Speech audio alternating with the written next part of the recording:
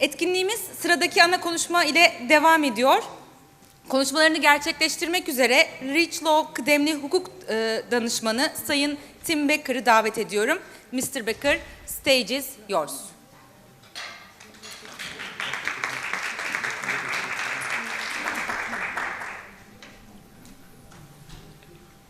Okay, hello and merhaba. Thank you for inviting me to speak at this third Circular Economy Week on behalf of our company, REACHLaw. So I will start with a few words about REACHLaw, our company. So we are a multidisciplinary consultancy headquartered in Helsinki, Finland. We were established in 2006. We specialize in chemicals regulatory compliance as well as the evolving field of sustainability requirements and related strategy. So we help companies, especially non-EU manufacturers, to register and obtain authorizations for their substances under the EU chemicals regulation REACH in order to gain or maintain EU market access. And apart from the chemicals manufacturers, we also help other industries and also governmental agencies, such as, for example, the European Space Agency, on matters of chemicals and sustainability regulations. And as you can see from this overview, over time, the EU chemicals legislation has been adopted also in other countries, such as in Turkey with KKDIK in 2017, and in the UK after the Brexit. And REACHLaw has expanded its services to also help our clients market access in these countries.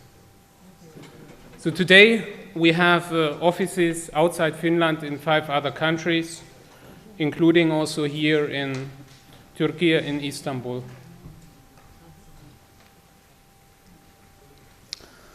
Okay, so now I first want to say a few words about the key policy drivers in the EU on sustainability. And of course, as most of you will know, we have in the European Union the European Green Deal of 2019. The Green Deal is the landmark policy instrument to address the Paris Agreement on climate change and the UN's 2030 Agenda for Sustainable Development. The Green Deal is the EU's ambitious new growth strategy to become climate neutral by 2050 and transform the EU's economy for a sustainable future where economic growth is decoupled from resource use. And sustainability in the frame of the European Green Deal has the 3 common pillars. These are environmental, social, and economic aspects. Now, the European Commission's new Circular Economy Action Plan and its Chemical Strategy for Sustainability, which were both published in 2020, are key flagship programs developed and implemented under the European Green Deal. Further to the Green Deal, we have the EU Industrial Strategy, which was updated in 2021. It contains a list of actions to support and accelerate the twin transition of EU industry. It comprises 14 industrial ecosystems, and it aims to enhance the EU's open strategic autonomy and reduce dependencies. And twin transition in this context is understood as the green and digital transformation of the economy. And then we should also note that next year, 2024, will be the year of the next European elections. So there will be European Parliament elections in the beginning of June, and then we will also have a new European Commission by next autumn. And so these elections will also determine the new political priorities, including also the future of the European Green Deal and its related policies. So now I will be turning to the core topic of my speech, it's about life cycle thinking. Life cycle thinking has provided a conceptual basis for moving the sustainability agenda forward in the public and private sector in order to assist decision-making at all levels. So hence, to assess sustainable solutions by reducing resource use and emissions to the environment, while also improving socio-economic performance, one should look, and this was already mentioned, in a holistic way at the entire product life cycle, from the extraction to raw materials and production, to distribution and use, until the end of life. So hereafter in my presentation, I will introduce some key enabling concepts, tools, and regulations from the EU Green Deal perspective, covering all or several of these life cycle steps. The first example is chemicals management. Chemicals are the building blocks for everything around us. The clothes we wear, computer screens, furniture, you name it, are a mixture of different chemicals. But many chemicals are also hazardous to human health or the environment. So in a circular economy, we want to ensure that particularly hazardous chemicals in products are either avoided in order to achieve non-toxic material cycles, or the risk from their use is properly controlled during the entire product life cycle. And to do all of this, we need to have sufficient knowledge about the chemicals in products and their properties, especially when they are hazardous. And in the European Union, we have the European Chemicals Regulation REACH. In order to achieve this, it was introduced in 2006, and it has the main objective to collect and make available information about chemicals and their uses in order to allow their safe management and phase out the most harmful chemicals. The REACH processes are administered by the European Chemicals Agency called ECHA in Helsinki, Finland. And the REACH regulation is complemented by the EU regulation of 2008 on classification, labeling and packaging of substances and mixtures, which implements the UN globally harmonized system for chemicals in the EU.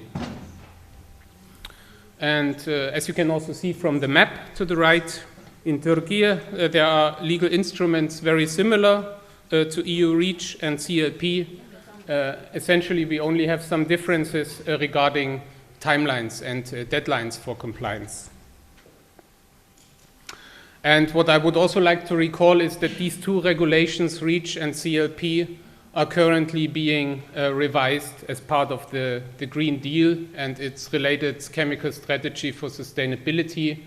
So we will have some changes soon in terms of the regulation of hazardous chemicals, protection of consumers, and also the rules on this framework.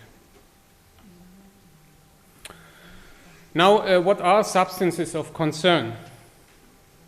In the EU, we have a hierarchy on substances as far as their regulation is concerned. First, we have a definition of so-called substances of very high concern, or SVHCs. So these are carcinogens, persistent substances, and endocrine disruptors, just to name a few examples. And those SVHCs have the highest priority for phase out from the use in the EU. So those SVHCs are progressively included in the REACH candidate list for SVHCs for authorization, and many of them are then finally added to the REACH authorization list, including a sunset date for their eventual phase-out. And we have heard that now similar requirements for SVHCs may also be introduced in Turkey in the near future. So we shall see what's going to happen. Further to this SVHC and authorization process, we have a number of restricted substances. Those restrictions for harmful chemicals are listed in Annex 17 of REACH, which is the restrictions list. And then we have a number of specific EU laws which regulate, for example, specific products like electronic equipment, and some others. So we have authorization and restriction system. And now, under the new Circular Economy Action Plan, we have an additional concept of substances of concern. So the definition of substance of concern is even wider than SVHC, and it is still to be determined in the detail what this is going to entail. But in a sense, substances of concern should be tracked in products and minimized in order to support the circular economy. And now also in relation to substances of concern in products, we have in the EU the so-called SCIP database now. It's a requirement which was introduced in 2018. And the stated aim of SCIP is to promote the circular economy and inform waste treatment operators about most harmful chemicals in products. So since September 2021, the SCIP database, which is established by the European Chemicals Agency, is the first public and searchable database of articles containing substances of very high concern initially. So to date, around 25 million SCIP notifications have been received from around 10,000 companies in the EU. However, I would also like to note that there are some challenges regarding the practical usefulness of the database for waste treatment operators and other users, because it is actually quite difficult to find relevant information for your products, for example, when you are a waste treatment operator. So in order to improve this situation, a further evolution of this SCIP notification database framework is planned, and for example, in the framework of the future digital product passport, there could be an integration in the near future. So what are the actions for companies in terms of chemicals management? Well, in the first step, companies are advised to identify problematic substances in their products systematically. This is not an easy task, as supply chains are often complex and long, and the suppliers may also be hesitant to disclose compositional data. Secondly, once priority substances are identified, you would look for alternative solutions, and those alternative solutions can be either alternative substances, products, suppliers, or technologies. And in cases where the harmful substances cannot be removed from the process or from the product, one would need to ensure compliance with the applicable regulatory obligations. So from all of this, we can see that chemicals management may and does require significant investments, expertise, and collaboration within a company, with the supply chain partners and other third parties. But now I'm moving to my second example, and this is touching on the aspect of innovation and improving efficiencies. You can achieve this at, in fact, at any step of the value chain. And in this second example of a company called EPSE, I focus on, or this example focuses on mining and industrial production processes and the recovery of natural resources. So here you see the concept which the company EPSE has introduced. So it has developed a new methodology for the treatment of industrial and mining wastewater containing soluble metals. And this method allows to obtain both metal-free water and valuable metals for reuse. For example, copper, nickel or zinc. So this gives you a simple illustration here on this slide of the EPSE wastewater treatment process. So in this way, EPSE method allows to turn hazardous waste into reusable raw materials and hence support circular economy objectives. Now my third example of enabling concepts for sustainable manufacturing and greening of the value chains is life cycle assessment, also known as LCA. A life cycle assessment is a standardized methodology used to calculate the environmental impacts of human activities, which is covering the entire life cycle in order to identify problematic hotspots and determine potentials for improvements. For example, the reduction of greenhouse gas emissions. So LCA is not entirely new as a concept, but it is now gaining increasing acceptance indeed, both with companies but also with governments as a way to assess sustainable solutions and how to change your business and your activities towards sustainability. And importantly, LCA can also help us determine whether circular economy strategies are actually sustainable, because this is not necessarily always the case. I have already mentioned the example of chemicals management and the need for non-toxic and risk-free material cycles. So here the life cycle assessment can help us determine whether the benefits from material circularity from an avoided primary material are indeed greater than the impacts of recycling from the recovery process.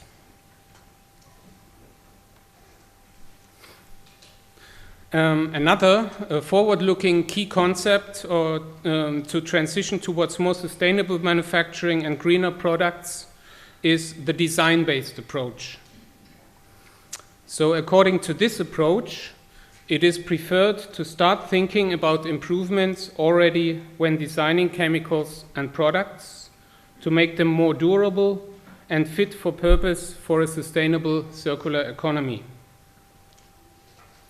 And according to estimates provided by the European Commission, it is up to 80% of products' environmental impacts which are determined at the design phase. So I think this number illustrates very well why the concept of eco-design is so powerful. Now under the European Green Deal, we have currently two major activities to better define the design-based approach. On the one hand, work is ongoing to elaborate EU criteria for safe and sustainable by design chemicals and materials. And here we have a European Commission recommendation of December 2022, which is a first concrete step in this regard.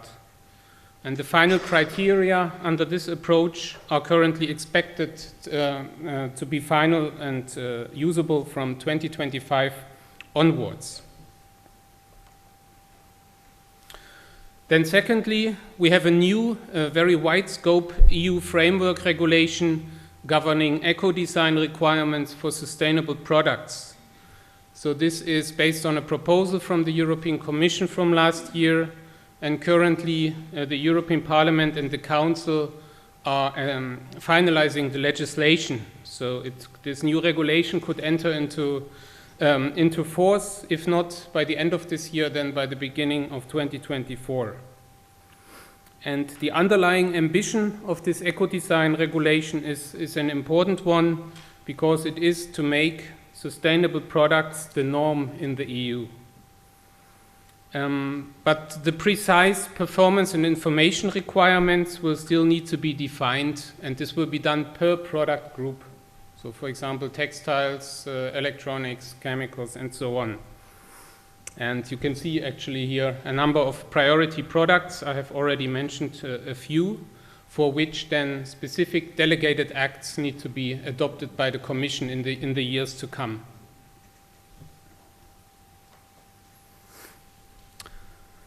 But I also would like to mention that sustainable choices all along the whole value chain can only be made if product-related data are available to the users, are relevant, and are up to date. And in today's complex world, a digital format to store and transmit these data is practically mandatory. And therefore, the so-called digital product passports are becoming an integral part of new EU product legislation governing sustainability and circular economy. We have a first example already in adopted legislation, which is the digital battery passport for certain types of batteries. This passport will be applicable starting from early 2027. And then beyond batteries, we will have a digital product passport in the future under the eco-design regulation, which I mentioned. So it will take some time, but work is underway, and so this is supposed to come. It's a big challenge, but it's work is underway. Now, before I conclude, I still want to mention two other relevant activities. The first of them is sustainability reporting. So we can clearly see that sustainability reporting is on the rise. And in the European Union, we now have the first European sustainability reporting standards. They will apply to some companies from the 1st of January 2024. So these standards are considered to be a game changer for mandatory ESG reporting. And the other point I want to mention is a Commission proposal from March this year for a Green Claims Directive. And this proposal foresees new rules for traders to protect consumers from greenwashing. Because, of course, everybody, or many companies today want to advertise their products as green, but there should be actually some substantial checking behind that and verification. And so those new requirements should be introduced over the years to come. So also this proposal on green claims is now with the European Parliament and the Council. So what are my conclusions? As you may have noticed, my key message is really, and this was already also mentioned in the opening speeches, that companies need to rethink their manufacturing holistically, taking a life cycle view. This is clearly not an easy task and will require the collaboration of different domains, different stakeholders, as part of a forward-looking agenda. We have also seen that in order to achieve a sustainable circular economy, a chemical perspective is needed. And therefore, companies need to understand and track the chemical contents of their products and processes. Furthermore, we have seen that the thinking would best start at the design stage and consider the full life cycle of the product, not even just production and disposal. Also, a systematic analysis via life cycle assessment is likely to become the norm for any product defense in the near future. And while regulation and precise requirements are still evolving also in the EU, we believe that companies which adhere to the key guiding principles in terms of the green and digital transition, including also the examples mentioned in this presentation, can be rewarded with a competitive advantage. And also, they will thus contribute their share for a sustainable future on this planet. And with this, I would like to thank for your attention and say, teşekkürler.